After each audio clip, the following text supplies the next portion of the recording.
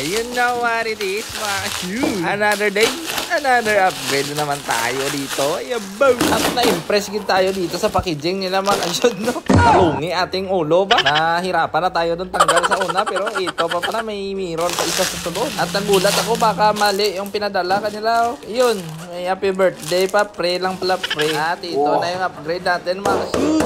Suave boy. Rubble King 50C. Aray ka.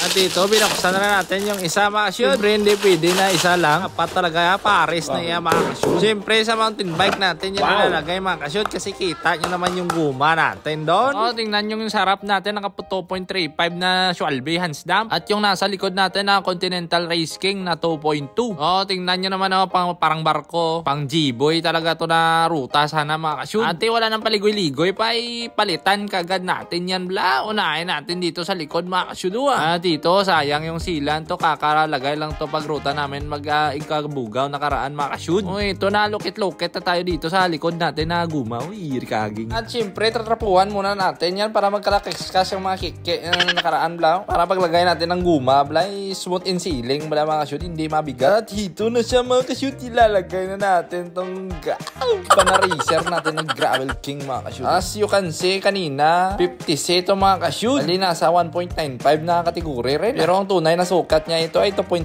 mga ka-shoot. Dahil sa kanyang spike. At medyo challenging din pala maglagay ng tubeless na guma, mga ka-shoot. Medyo makunat din pala. Ito, nilagyan na natin ng sealant, mga ka-shoot. Tapos natin nilagyan ng sealant, pakiputo na natin. At ito ang pinakamabudlay para sa akin, mga ka-shoot. Dami yung mukha na yun, mga ka-shoot. At ito, manual tayo dito na bomba, mga ka-shoot. Basta nga humabok-habok na siya, balaw. Aragay. At maglagtik-lagtik wala tulad nito, ho. Nice.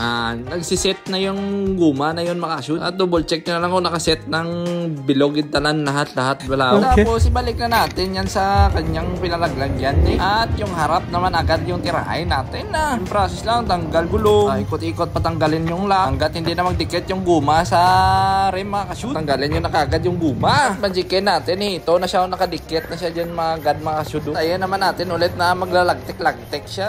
Natin agad isasalpak. Nice. Nami galinigati. At i-double check nyo kung nag-set talaga yung guma. Mga shot, may man na indicator man dyan. At ito na, isasalpak na natin.